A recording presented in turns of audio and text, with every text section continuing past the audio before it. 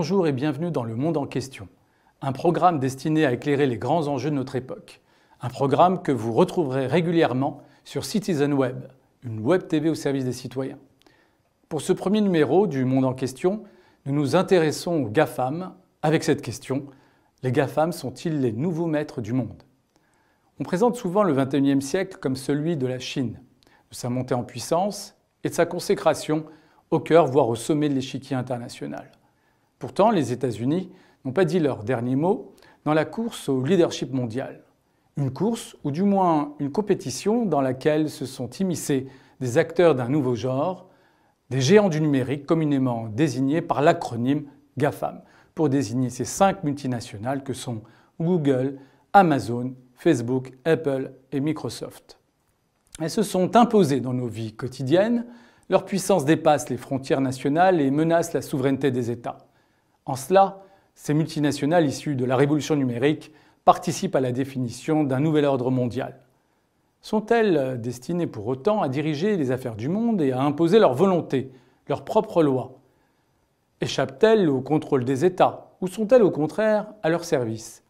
Sont-elles des sources de nouvelles libertés ou représentent-elles au contraire une menace pour les sociétés civiles et les individus? Telles sont certaines des questions auxquelles nous tenterons d'apporter des éléments de réponse. Et pour nous éclairer, je reçois un spécialiste des grandes puissances du numérique, Charles Thibout, chercheur associé à l'Institut de Relations internationales et stratégiques. Bonjour Charles Thibout. Bonjour Bélier Nabli. Pour lancer notre échange, Adnan Chiaoui a interrogé des étudiants pour avoir leurs impressions et connaître leur avis. Alors Adnan, que pensent ces étudiants que vous avez rencontrés? Considèrent-ils que les GAFAM gouvernent le monde?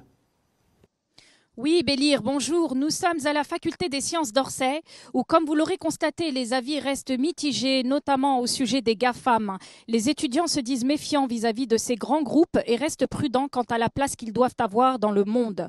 Certains nous ont dit, je cite, qu'ils ne souhaitaient pas que les géants du numérique gouvernent le monde car ceci n'est pas leur travail. Sceptiques également en matière de confidentialité et de traçabilité des données, de la vie privée de chacun et chacune. Vos questions, elles sont visionnaires. Hein.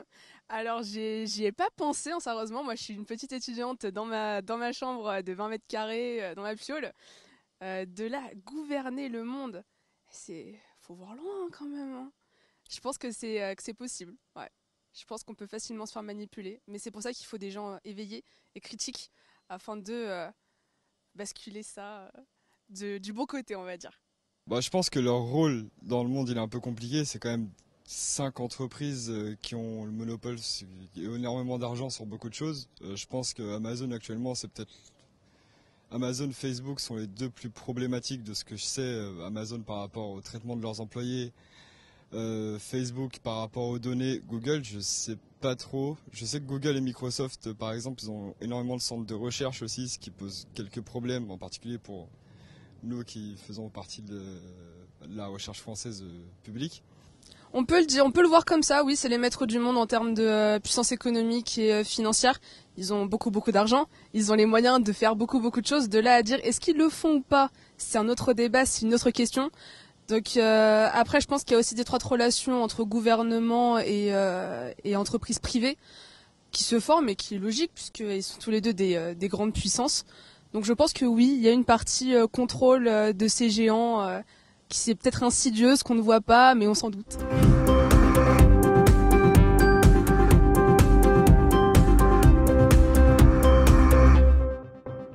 Alors Charles Thibout, vous voyez bien à travers ces témoignages, l'hypothèse que les GAFAM gouverneraient le monde n'est pas complètement exclue dans l'esprit de nos chers étudiants. Qu'en pensez-vous?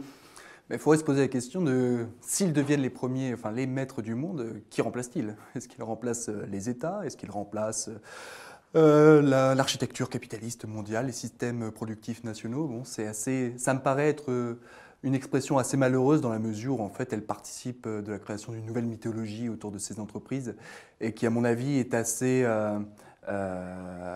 qui nous désavantage finalement pour comprendre réellement quels sont les processus en cours et quels sont véritablement ces acteurs. Ouais, c'est d'autant plus intéressant que lorsqu'on parle de maître du monde, le premier réflexe dans notre imaginaire collectif, c'est de penser aux États et aux grandes puissances en particulier. Et effectivement, les États ont des vecteurs de puissance pour essayer d'imposer leur volonté. On pense à l'armée, on pense également aux moyens technologiques. Et là, en l'occurrence, quelles sont les armes dont disposent les GAFAM pour tenter d'imposer leurs lois? Alors, est-ce qu'ils tentent d'imposer leurs lois? Ça, ce serait vraiment un sujet de discussion à part entière. Effectivement, vous l'avez souligné, dire que ces GAFAM sont des puissances, ou du moins mobilisent des moyens comparables à des puissances, ça ne va pas de soi, très clairement. Il est vrai qu'aujourd'hui, on met en avant l'émergence de ces grands acteurs, et notamment leur influence auprès des États, mais c'est, à mon avis, surtout dû en fait, à leurs ressources et à leur expertise technologique. Dans une atmosphère, enfin dans un contexte extrêmement, comment le dire, techniciste. C'est-à-dire que les États, aujourd'hui, les principaux États, les principaux gouvernements du monde, pour le parler un peu schématiquement, ont tendance à penser que tout problème humain d'ordre général, qu'il soit social, économique, politique, militaire, est assorti toujours d'une réponse, d'une solution technique, et que cette solution technique est la meilleure. En l'occurrence, ces acteurs sont sans doute les plus grands experts dans leur domaine de prédilection, que sont les, pour le dire encore une fois un peu schématiquement, les technologies de l'information et de la communication, et toutes les technologies qui vont avec, l'intelligence artificielle, et j'en passe. C'est, à mon avis, cette expertise, ces ressources qui font, à un moment donné, qui ont fait à un moment donné que les États ont eu besoin de ces entreprises. Pareil, dans tous les domaines, économie, militaire, surveillance, etc., et qui les ont placés de fait dans une position non pas de subordonnés de ces agences, de ces départements, de ces ministères, mais en position de partenaires. Oui, et donc effectivement, ça contredit un peu l'image suivant laquelle on aurait d'un côté les États et de l'autre des GAFAM qui seraient destinés les uns les autres à se faire concurrence. En réalité, il y a une forme d'imbrication d'une certaine manière, mais qui se pose en des termes peut-être différents entre le cas des États-Unis et celui de la Chine. Ah oui, tout à fait. Mais je pense qu'on fait cette confusion notamment parce qu'on a toujours en tête, même si on ne connaît pas, voilà, on ne sait pas que ça vient de là forcément pour tout le monde, mais l'image de l'État moderne weberien, c'est-à-dire celui qui a le monopole de la violence physique légitime et donc qui ne laisse personne d'autre finalement empiéter sur ses prérogatives. On n'est plus tellement, enfin, on est de moins en moins dans cette configuration-là. On est passé depuis les années 70, ou en tout cas depuis les années 70, s'est enclenché un processus de néolibéralisation de l'État, où il s'agit moins finalement d'un groupe, d'une élite politique et bureaucratique distincte de la société qui impose son pouvoir sur la société, mais plutôt de convergence, de coalescence entre le monde économique, le monde politique, le monde bureaucratique, qui vont travailler ensemble et qui vont essayer de trouver des solutions à des problèmes publics. Donc c'est aussi dans ce cadre-là qu'il faut penser les choses. Il n'y a pas une opposition entre les deux. Il faut plutôt essayer de discerner finalement les points de jonction, les trajectoires coalescentes, les circulations professionnelles et idéologiques aussi entre ces mondes pour essayer de comprendre cela. Ensuite, vous parliez effectivement du modèle chinois. Là, pour le coup, le modèle chinois n'est pas celui d'un État néolibéral, quoique il y a aussi une forme très spécifique de néolibéralisation du régime chinois. Bon, c'est une autre question. Côté chinois, on est plutôt effectivement dans un modèle dirigiste, avec un État-parti central extrêmement fort qui, pour le dire encore une fois un peu schématiquement, désolé, on est obligé de résumer un peu tout ça, essaie de lancer de grandes directives nationales dans le domaine technoscientifique et va charger ces grandes entreprises technologiques que sont les BATX, hein, comme on les appelle en BATX. Chine. Oui, Baidu, Alibaba, Tencent, Xiaomi. On pourrait rajouter le H de Huawei et puis de bien d'autres encore, bien entendu. Et c'est de contrôler finalement l'application des directives de l'État par ces entreprises. Ces entreprises qui doivent appliquer avec des universités, avec des startups, ces grandes directives, ces grandes orientations nationales. Voilà. On n'est plus du tout dans le même schéma, on est dans un schéma dirigiste, interventionniste, qui a cette particularité, d'ailleurs, je m'arrêterai là-dessus pour l'instant, d'être très proche finalement du propre modèle de développement technologique qui a eu cours aux États-Unis jusque dans les années 70, disons. D'accord. À partir du moment précisément où on est passé plutôt à un modèle néolibéral. C'est ça. Et ce qui est intéressant dans le cas des États-Unis, c'est qu'on tente aujourd'hui d'essayer de résumer finalement ces GAFAM à la personnalité de leurs fondateurs ou de leurs dirigeants en général, alors qu'en réalité, la puissance publique, c'est-à-dire l'État fédéral, a joué un rôle important dans leur développement. Un rôle primordial. Pensez, je ne sais pas moi, pensez à Apple, à Siri par exemple, vous savez, cet assistant vocal. Bon, l'assistant vocal de Siri est directement hérité des travaux de la DARPA, la Defense Advanced Research Project Agency, c'est-à-dire l'agence de recherche-développement du Pentagone. Les drones sont des produits du Pentagone. Le GPS est un produit du Pentagone, donc sans le GPS, sans le Pentagone. Internet lui-même, non? Internet, bien évidemment. Alors après, Internet, c'est compliqué parce que c'est un projet de l'ARPA, l'ancêtre de la DARPA, mais qui a été mené malgré tout par des académiques, des ingénieurs, des scientifiques, hein, avec effectivement les subsides très importants de l'armée. Oui, très clairement, ces entreprises n'auraient pas pu émerger, ou du moins n'auraient pas pu connaître un tel développement, aussi fulgurant et aussi monstrueux, sans aucun aspect normatif hein, dans ce que je dis, sans l'appui extrêmement fort de l'État, à la fois en termes financiers, des subventions, des contrats très lucratifs, des dégrèvements fiscaux, une aide très importante en amont pour la recherche-développement, comme on vient d'en parler, et puis aussi parce que cet État, tout simplement, a besoin de ces technologies. Et il l'a déterminé dans les années 60-70. C'est là où les technologies de l'information ont été ciblées par l'État fédéral comme étant un instrument de puissance majeur. Et ça s'est accéléré considérablement dans les années 90. Et c'est là qu'éclose Amazon, Google, puis un peu plus tard Facebook. D'accord. Donc en fait, les GAFAM, à un moment donné, font partie de l'arsenal de la puissance américaine. Et c'est conçu et imaginé ainsi du côté du Pentagone en particulier, mais de la Maison-Blanche plus généralement. Ce que je trouve intéressant, c'est que finalement, cette imbrication et cette coopération plus ou moins tacite, plus ou moins visible, elle le devient explicite, notamment à travers la conquête spatiale qui était jusque dans les début des années 2000, vraiment incarnée de manière exclusive par les grandes puissances. Aujourd'hui, on voit une coopération entre des acteurs privés et l'État fédéral américain, les États-Unis, pour mener à bien cette conquête spatiale. Qu'en pensez? Est-ce qu'à un moment donné, il ne va pas avoir une tension pour savoir qui va exercer son leadership dans cet espace? Oui, alors c'est là où effectivement la dichotomie entreprise-État n'est pas forcément la plus pertinente. C'est-à-dire, je crois qu'il faut, alors pardon d'être un peu pédant, mais repartir peut-être du concept de champ du pouvoir de Bourdieu, qui va justement penser en fait les élites économiques, bureaucratiques, politiques comme faisant corps d'une certaine manière, avec évidemment des frictions, des factions. Et d'ailleurs, dans ce secteur-là, il y a vous démontrez dans vos travaux qu'il y a une vraie circulation des élites dirigeantes, des GAFAM et de l'appareil d'État, et que d'une certaine manière, ça facilite cette coopération, voire cette imbrication des intérêts. C'est une imbrication des intérêts, c'est aussi une imbrication des modes d'être, des modes de pensée, des visions du monde. Ce sont en fait des parcours qui traduisent un état d'esprit général qui tente à considérer que finalement les technologies sont l'alpha et l'oméga de toute politique publique. Alors, et les technologies et les acteurs évidemment qui les conçoivent, qui les développent, et ces acteurs, les principaux d'entre eux, sont considérés comme étant ces grandes entreprises et d'autres, bien entendu. Et en même temps, on assiste depuis maintenant un certain temps une séquence où la puissance publique, qu'elle soit américaine, européenne, tente d'affirmer sa propre volonté, notamment pour mettre fin aux stratégies des GAFAM tendant à échapper à cette fonction régalienne de l'État qui consiste à pouvoir imposer une taxation, à faire payer l'impôt.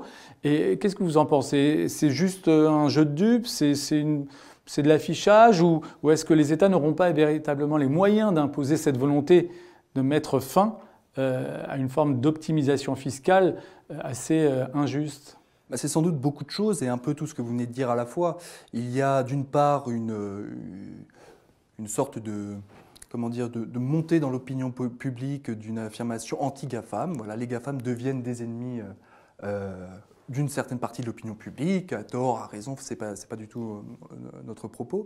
Il y a aussi le fait que dans les champs nationaux du pouvoir, en France, en Europe, aux États-Unis, il y a aussi des frictions, des tensions entre ceux qui sont plutôt favorables à ces entreprises et ceux qui sont plutôt opposés, qui sont opposés pour différentes raisons. Soit parce qu'ils considèrent que ces entreprises ne respectent pas les libertés et les droits fondamentaux des citoyens, par exemple, ou parce que ces entreprises exercent un monopole beaucoup trop important, qu'ils fragilisent l'innovation, la concurrence et qu'ils capturent d'une certaine manière les citoyens consommateurs. Il y a tout cela à la fois. Effectivement, vous avez aussi les systèmes capitalistes nationaux qui ne sont pas toujours tous favorables à ces entreprises dans la mesure où elles les empêchent d'une certaine manière d'émerger. Et puis vous avez encore au sein de ce système capitaliste des divisions, des luttes internes, parce que vous avez tout un monde des startups en particulier qui ne rêvent que d'une chose, c'est d'être rachetés par ces grandes entreprises, puisque c'est un petit peu leur voie de salut naturelle.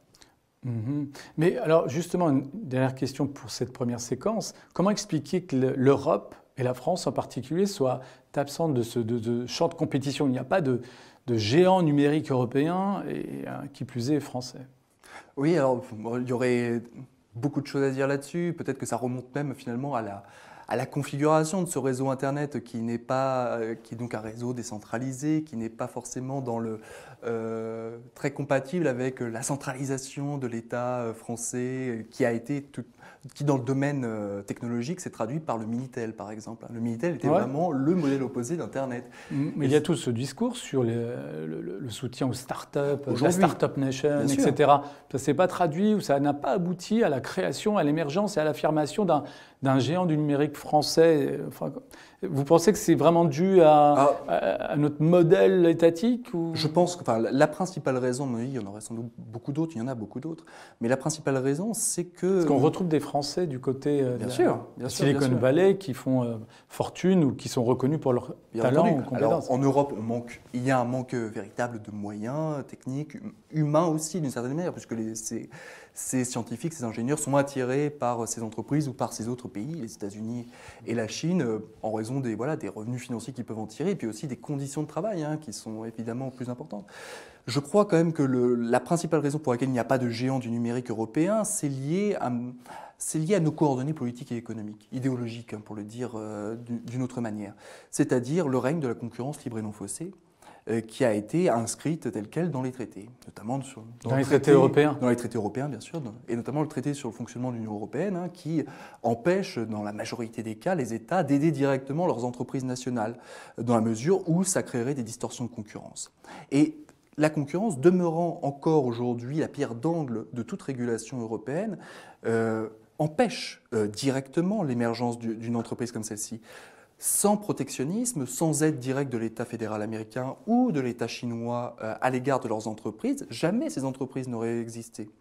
Si nous étions dans un monde du libre-échange où tous nos deux grands partenaires que sont les États-Unis et la Chine partageaient les mêmes points de vue et appliquaient les mêmes principes que nous, évidemment, il y a peu de chances pour que de telles entreprises aient émergé et soient devenues aussi puissantes. Donc c'est finalement une conception du droit de la concurrence qui est en vérité animée par une certaine idéologie qui aujourd'hui pose problème pour l'affirmation et le développement des géants du numérique proprement européens ou français en particulier. Alors, nous allons peut-être enchaîner sur une autre problématique tout aussi fondamentale, qui est celle du rapport des GAFAM à la démocratie, à la vie démocratique, à la menace que ces entreprises peuvent représenter, y compris vis-à-vis de nos propres libertés individuelles. C'est une question qu'a posée Hanan à nos étudiants.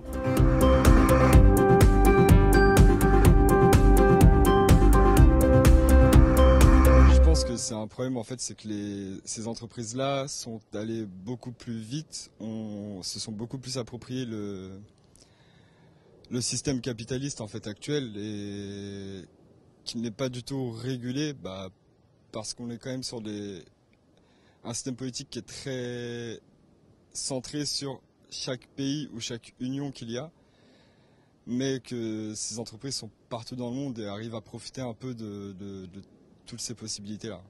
Alors carrément, car rien que nos téléphones, Déjà, ils ont accès à notre caméra, à nos données, à nos photos, à tout ce qu'on stocke sur le cloud, qui est facilement piratable d'ailleurs. Oui, il y a un sérieux problème de ce côté-là. Après, est-ce qu'ils vont en faire quelque chose de toutes ces données, à part tout ce qui est publicité visée, etc. Je ne sais pas. De là à franchir ce pas, ce nouveau cap, est-ce que nous on va l'accepter? Est-ce qu'il y aura des manifestations contre ça, etc. Je ne sais pas. Donc là, c'est vraiment une question, je peux pas vous dire, c'est une nuance degré, quoi. Aux GAFAM, non, clairement pas. C'est pas leur job. Clairement, ça à éviter. Après, ouais, les GAFAM sont très riches, surtout les Jeff Bezos et compagnie. Les États, en fait, je pense, pareil, j'ai pas forcément la culture ni l'intelligence nécessaire pour être sûr, mais je pense qu'il faut pas les considérer. Enfin, faut pas que les États considèrent ces entreprises-là comme des alliés. Que c'est pas que les deux doivent être indépendantes, peut-être. Je n'ai pas forcément d'avis dessus, mais que il y a des choses à réguler et c'est aux États de le gérer et aux organisations mondiales et européennes, américaines, etc.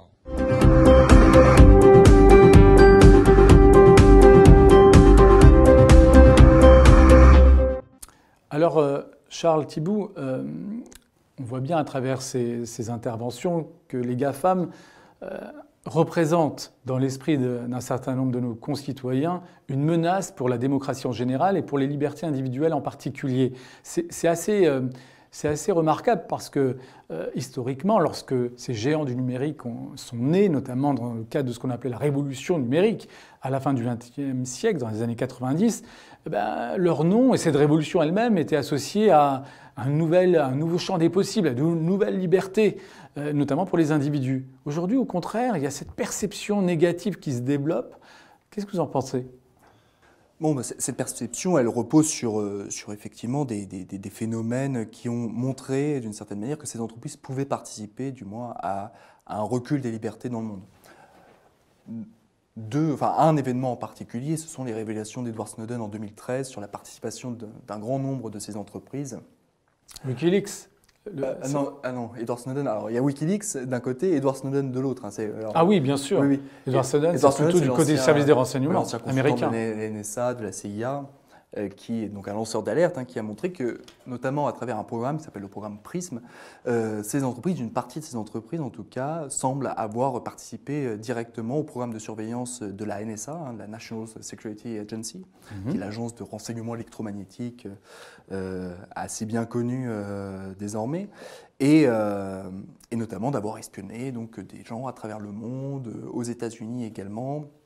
Bon, tout cela, effectivement, a joué beaucoup sur la réputation de ces entreprises comme étant des acteurs, peu enclins à protéger les libertés et les droits fondamentaux. Il y a aussi le fait que leur modèle économique repose aussi sur la captation de données. Oui, données personnelles. De données personnelles, bien évidemment, de leur traitement, de leur transformation, ce qu'on pourrait appeler en intelligence numérique, qui est notamment liée au fait que... Alors, pas pour tous, mais pour quelques-uns, notamment Google et Facebook, qui est lié au fait que leur modèle d'affaires repose éminemment sur la publicité. Et la publicité ciblée. Et cette publicité est d'autant mieux ciblée, d'autant plus ciblée, d'autant plus rémunératrice, en fait, que les données personnelles qui seront traitées seront plus précises. Et donc il y a cette course à la donnée, effectivement, qui est toujours plus importante. Voilà, c'est un petit peu les deux... Oui, vous avez raison. Vous avez ce côté qui relève finalement d'une logique commerciale, stricto sensu, mais vous avez également cette faculté qu'offre la puissance technologique de ces entreprises de fausser le jeu démocratique lui-même, et pas seulement le marché. Et on a à l'esprit notamment le rôle et le poids qu'a pesé, en l'occurrence Facebook, lors de l'élection du président, l'ancien président Donald Trump. On a ce précédent à l'esprit, d'autant plus que le même Donald Trump, une fois ayant accédé à la Maison-Blanche, a utilisé Twitter comme principal vecteur de communication institutionnelle et politique. Une innovation historique qui est également désormais bien ancrée dans notre mémoire collective. Mais qu'est-ce que vous en pensez ? Ce sont des sources de progrès démocratique ou pas, notamment parce que ce qui est aussi remarquable, c'est la manière dont ces entreprises se sont retournées contre, non pas leur créateur en l'occurrence, mais contre celui qui les a promus dans le jeu démocratique. Puisque je rappelle que Facebook comme Twitter ont censuré, ont exclu Donald Trump devenu persona non grata. Faut-il plutôt s'en réjouir ou prendre en considération la menace de censure et le pouvoir dont disposent ces entreprises vis-à-vis de notre liberté d'expression? Oui, alors je ne ferai pas de jugement, j'aurai pas de jugement de valeur hein, sur le bien fondé ou le mal fondé de ces actions. On peut néanmoins noter quand même que Facebook, Twitter, YouTube ont exclu Donald Trump après que celui-ci a perdu l'élection présidentielle américaine. Hein. Ils ne l'ont pas fait avant. C'est pour ça aussi qu'il faut peut-être nuancer, fortement nuancer l'idée selon laquelle ce deviendraient les maîtres du monde. Il demeure malgré tout toujours étroitement dépendant hein, du gouvernement fédéral américain. Et entrer en opposition directe avec le gouvernement est toujours quelque chose de malaisé. Et ils évitent hein, en règle générale de le faire. Alors effectivement, il y a ce problème des élections, il y a ce problème de la manipulation de l'information. Bon, tout cela, en fait, comment dire, certes, il y a un effet loupe en fait sur ces entreprises, un effet accélérateur aussi, mais de phénomènes qui sont préexistants. La manipulation de l'information, la propagande, la censure, c'est des choses qui existent depuis que le monde existe. À cet égard, je ne trouve pas que ce soit très différent, qu'il y ait des tentatives de manipulation aussi au sein de ces réseaux par des entreprises extérieures ou des acteurs extérieurs type Russie, Cambridge Analytica pour le cas de Facebook, ça c'est tout à fait évident. Faut-il le craindre ? À titre personnel, donc là on rentre dans le domaine de l'opinion, moi ça ne me fait pas peur particulièrement. Je crois aussi qu'il y a justement cet effet loupe. On regarde ces acteurs, on voit ce qui s'y passe, on voit des discours de haine, des choses monstrueuses émerger tous les jours sur Twitter, sur Facebook, etc. Et donc forcément on se dit là il y a un énorme problème. Quelles conséquences là a-t-il véritablement dans la vie réelle? Je l'ignore. Ça ne m'inquiète pas plus que ça en tout cas. Et en même temps, l'État, un certain nombre d'États appellent... Excusez-moi, ce qui m'inquiéterait davantage, c'est qu'on prenne prétexte de ces dérives qui sont de véritables dérives pour faire de ces plateformes en fait, de nouveaux lieux de la censure d'État. Ce sont malgré tout, alors avec toutes les critiques qu'on peut leur adresser, hein, il y en a beaucoup, mais ça a été malgré tout des vecteurs de démocratisation de l'information et de l'accès à l'information. Et aujourd'hui, vouloir absolument encadrer leurs activités là-dessus, en particulier on pense à la loi contre les fake news, la loi contre la haine en ligne, ça me paraît dangereux, d'autant plus quand les modalités techniques de cette régulation semblent très peu efficaces pour respecter à la fois le respect de la dignité des personnes et le respect de la liberté d'expression. Et en même temps, un certain nombre d'États, justement, appellent ces GAFAM à l'autorégulation d'une certaine manière. Et si l'autorégulation n'est pas assurée, il y a le spectre pour elles de voir l'État ou les États imposer leurs propres normes de régulation. Est-ce que les GAFAM craignent cette perspective-là à un moment donné ou elles n'y croient pas? Je pense qu'il y a quand même une certaine crainte qui se reflète un petit peu par l'accélération du lobbying à l'égard des institutions européennes, américaines, avec des chiffres hein, qui sont quasiment en croissance constante d'année en année.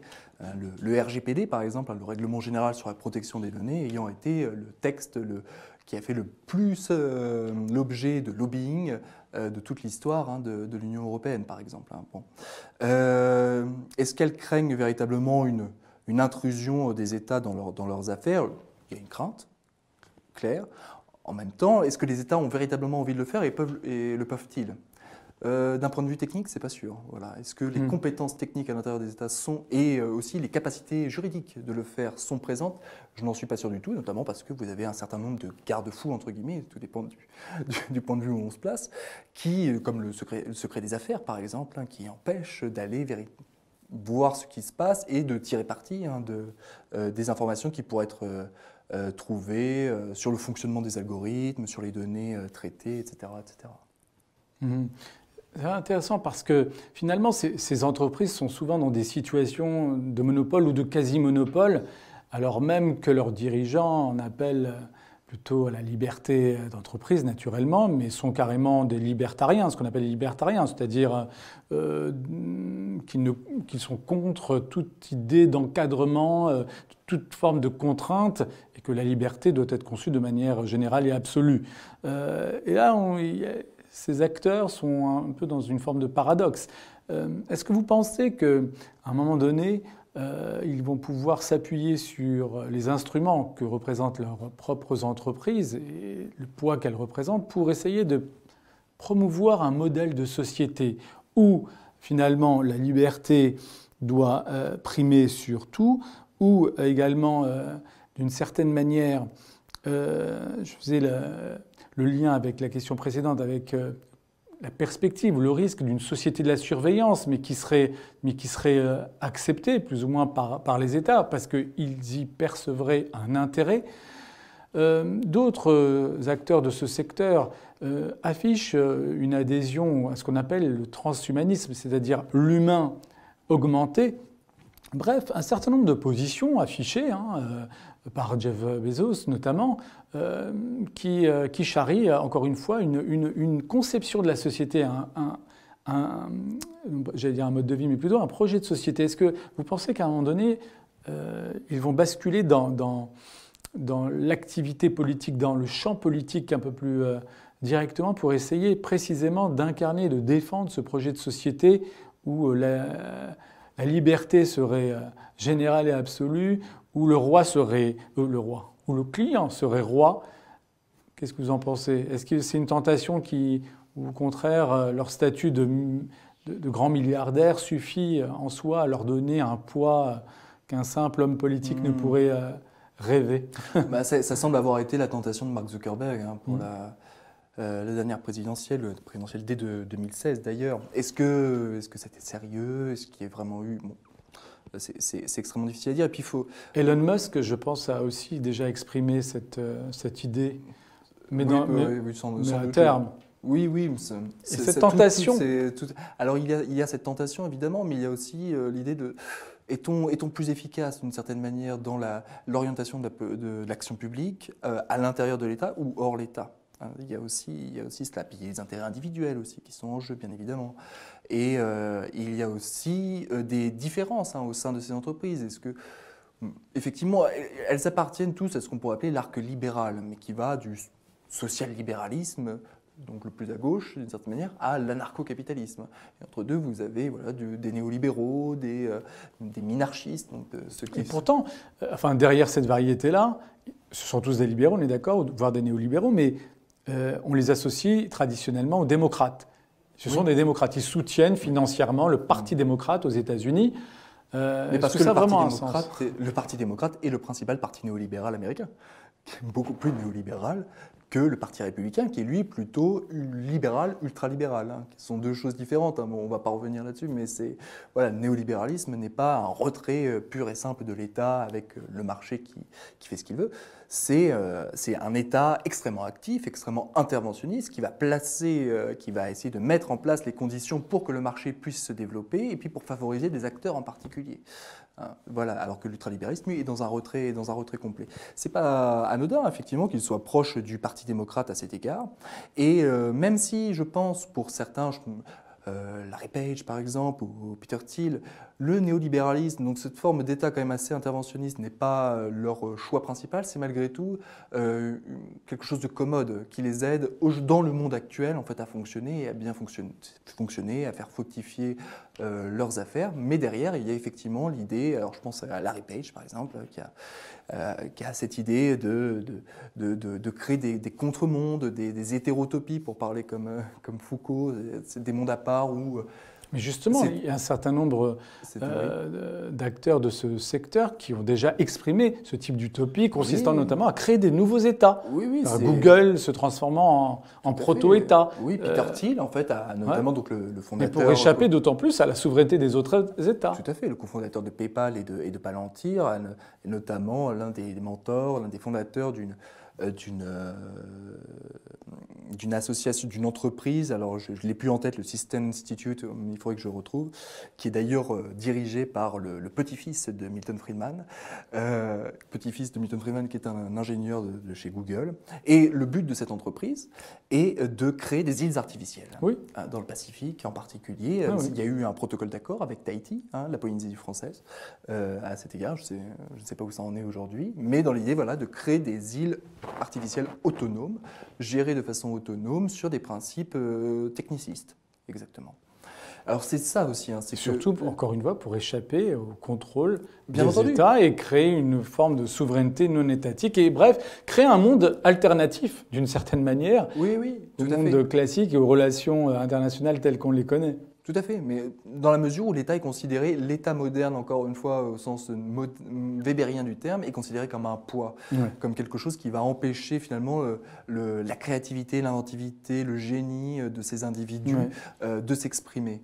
Alors qu'en fait, un État beaucoup plus postmoderne, pour le dire comme cela, disons vraiment un État qui aurait accompli sa mue numérique jusqu'au bout, qui aurait adopté les standards, les normes, le gouvernement par les process, pour reprendre une expression du juriste et politiste David Forrest, telles ces grandes entreprises, là ça pourrait les intéresser. Là il y aurait quelque chose comme un amour nouveau pour ces entreprises. Et d'ailleurs c'est en substance ce que disent Eric Schmidt, l'ancien PDG de Google, et Jared Cohen, celui qui dirige le think tank interne de Google, dans un livre de 2013, où ils expliquent effectivement ça, ce qu'ils veulent, c'est la transformation numérique des sociétés et notamment des États. Et là, à ce moment-là, ces États deviendraient à la fois désirables et en plus de cela efficaces pour continuer à diriger, à structurer leur société.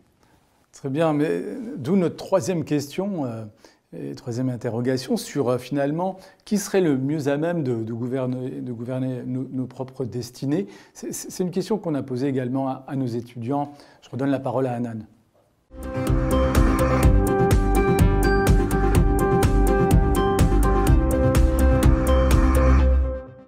Très bien, Charles Thibault. Donc, nos chers étudiants ont également exprimé à la fois des interrogations et leurs propres doutes quant à finalement la capacité des GAFAM à pouvoir mener les affaires du monde.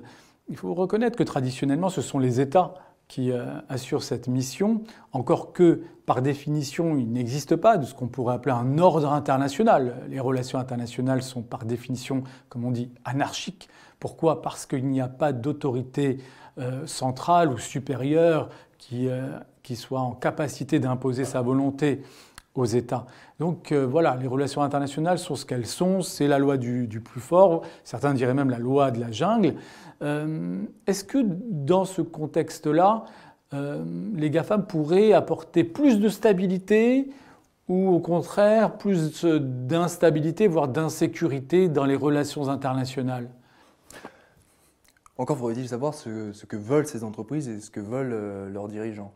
Mark Zuckerberg, finalement, était peut-être celui qui est allé le plus loin dans l'explication de sa vision du monde, d'une certaine manière, de sa vision utopiste du monde, qui pourrait se résumer en une forme de société cosmopolitique, post-nationale, où les personnes, les individus se réunissent en une sorte en un ensemble de communautés d'intérêts, de communautés d'affects, de communautés de passions, de hobbies, etc., de religions. Bon. Remise en cause de l'État comme cadre de communauté nationale, c'est ça ? Mais vous retrouvez une remise en cause assez similaire chez Google, par exemple, dans le livre dont je vous parlais. Donc incontestablement, il y a quand même cette, pas forcément cette volonté affichée, mais en tout cas cette idée de dépasser, de la possibilité de dépasser l'État comme cadre de la vie sociale classique, ce qu'on appelle dans le cadre de l'État-nation. Oui, dans la mesure où l'État représente une rigidité qu'il faut abolir, parce que c'est un empêcheur de business. quand même, au fond du fond, c'est cela. Et donc, c'est un empêcheur. L'alternative, ce serait un marché mondial C'est un marché, oui, sans frontières intérieures, Exactement. par définition. C'est un marché mondial, c'est un marché connecté. Voilà, on parle de technologie de connexion, c'est ça, c'est un marché interconnecté, d'individus interconnectés. C'est une forme de cosmopolitisme néo-kantien, si on veut, libéral, qui considère qu'effectivement les États sont des scories de l'histoire qu'il faut éliminer, puisque le sens du progrès va justement dans leur dépassement. Et leur dépassement, alors, qui va soit par leur transformation en état numérique, d'une certaine manière, ou par leur disparition totale, effectivement, et leur remplacement par des acteurs privés qui peuvent effectivement jouer le rôle de marchands de services publics. Voilà, effectivement. Et dans cette perspective, est-ce que vous pensez que ce serait réaliste d'imaginer, par exemple, une association, une coopération entre les éléments constitutifs des GAFAM, entre Google, Amazon, Apple, pour constituer une alternative à ce qu'étaient ou ce que sont les organisations internationales intergouvernementales et pour offrir justement un nouvel outil, là, incarné par des acteurs privés, avec des vecteurs de puissance extraordinaire. Alors c'est imaginable, ces entreprises se retrouvent dans un certain nombre de groupes d'intérêt, d'associations d'entreprises dont elles sont les principaux acteurs. En même temps, ce sont quand même des acteurs, des entreprises qui ont des intérêts antagonistes. Enfin, je veux dire, ce sont des concurrents aussi. Comme les États membres de l'ONU? Oui, comme les États membres de l'ONU. Alors, on peut retrouver ces formes de coopération, notamment dans ces instances qui sont assez mal connues, qui sont difficiles à décrypter, que sont les organismes de standardisation, de normalisation, où là, effectivement, il y a une sorte de dépassement des antagonismes pour faire en sorte que, alors, soit que son propre produit soit devienne la norme des autres, mais ça, il n'y a pas que l'effort de normalisation, il y a la puissance sur un marché qui va faire que votre produit, d'un seul coup, va s'imposer comme standard pour les autres.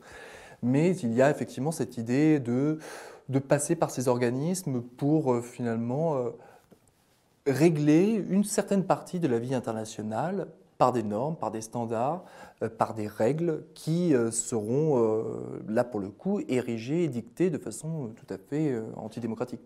Par des experts dans des petits comités sans aucune transparence, où les États sont censés participer, hein, bien évidemment, mais vous voyez, je ne donnerai pas d'exemple de pays pour me faire d'ennemis, mais qui devraient y aller, qui devraient jouer le rôle de défenseur des intérêts d'un pays qui ne le font pas. Ça, il y en a beaucoup, mais parce que aussi, ce sont des enjeux très techniques qui demandent du temps, qui demandent du personnel, et que c'est pas forcément évident de mobiliser des ressources humaines, pour utiliser un terme horrible, pour ce genre de choses.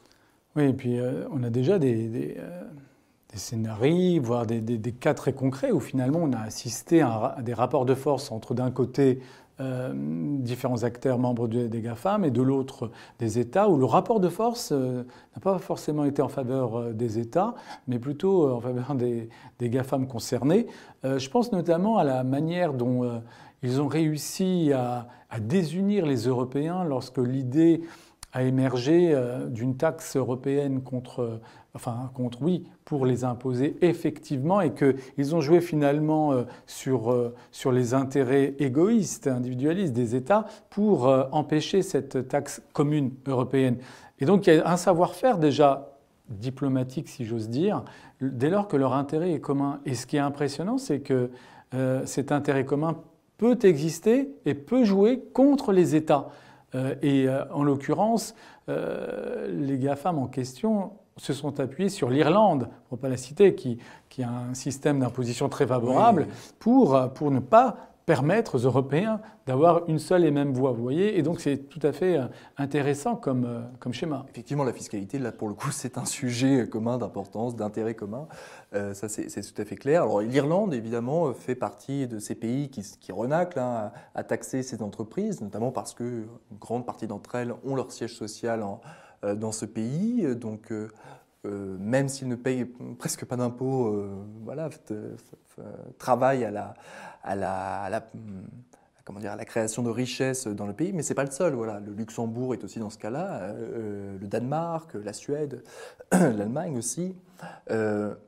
ce dissensus opéré au sein des États membres de l'Union européenne ne serait pas possible malgré tout s'il n'y avait pas l'État fédéral américain derrière, qui lui pousse les intérêts de ces entreprises en Europe et menace les États membres de l'Union européenne de mesures de rétorsion diverses s'ils commencent à vouloir, bon ça s'est passé avec la France sur le vin, etc. Bon. Mais c'est très intéressant parce qu'on revient sur notre premier échange suivant lequel finalement il n'y aurait pas forcément d'un côté les intérêts des GAFAM et de l'autre les intérêts des États. En tous les cas, dans le cas des États-Unis, les intérêts sont imbriqués.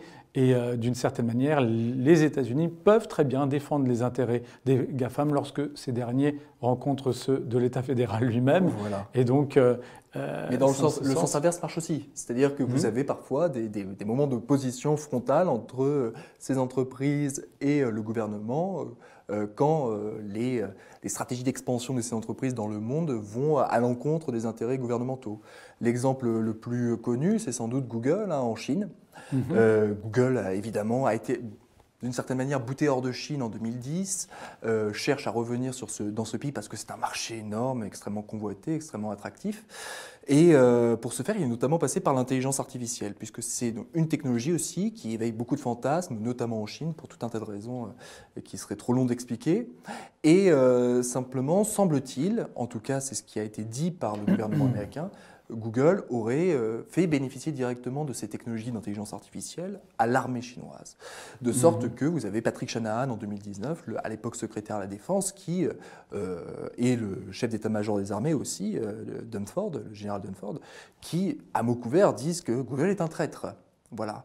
Typiquement, là, vous avez aussi ce qui peut apparaître comme une disjonction d'intérêts, voire une autonomisation stratégique, d'une certaine manière, de ces entreprises vis-à-vis de l'État fédéral, vis-à-vis du gouvernement, dès lors que les intérêts en jeu sont plus importants que le soutien inconditionnel à la politique du gouvernement. Très bien. Écoutez, merci Charles Thiboux pour cet échange et votre éclairage. On a bien vu que tout cela était beaucoup plus complexe que les schémas binaires, voire manichéens, auxquels on a trop souvent droit. Eh bien, ce programme est précisément destiné à essayer de mettre en lumière la complexité de notre univers, j'allais dire au sens politique du terme, de notre monde, d'où l'intitulé « Le monde en question ». Je vous dis donc à bientôt sur Citizen Web.